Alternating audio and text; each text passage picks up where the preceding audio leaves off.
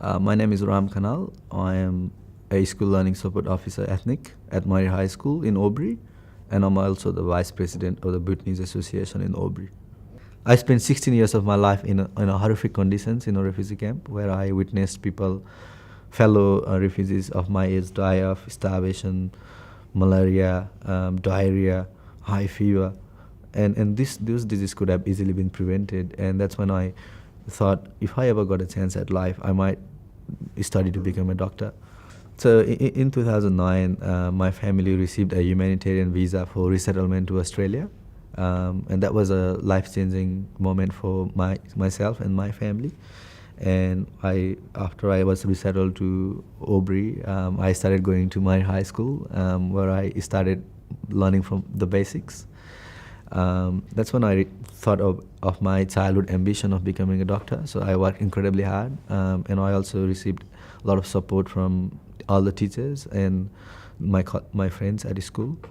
And fortunately, I suppose I graduated as the docs of the school, and that's when I decided that maybe it is possible that I could one day become a doctor.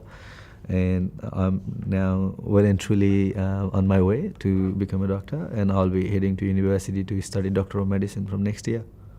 With the little Gonski funding that we had at the school, we wanted to create a book to create cultural awareness, to share the stories of the students which would otherwise never been told.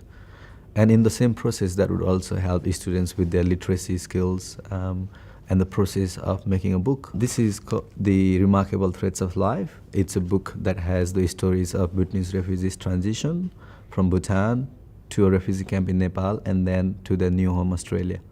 Most of the authors in this book are refugee students from Bhutan who have spent most of their life in a refugee camp in Nepal, and many of them were born in the refugee camp. This book has stories of students' life, their culture, the significant events in their life, their childhood, and stories that are important to them. And this would bring awareness with the teachers about their lifestyle, the significant events that make them who they are, and also some of the ways, some of the things that the teachers need to be aware of while teaching these students. Also being aware of the fact that it's not just the language that they are learning, but also trying to settle into a country that is completely new to their previous experience.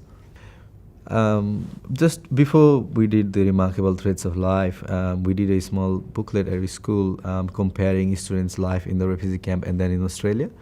And when the Gonski funding came to the school, we thought of doing this as a project that could be also be used by other schools and staff members within the school. So we decided that we would do a book that could be published and then kept in the library.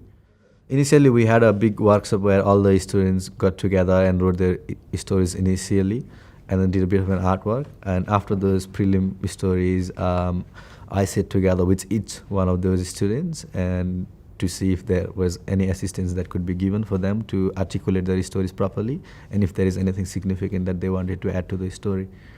Yeah, the most remarkable thing about this book was that we had students who were unable to even string a proper sentence before the idea of writing a book came out. And when we launched the book, we had most of them reading their stories in front of 150 audience,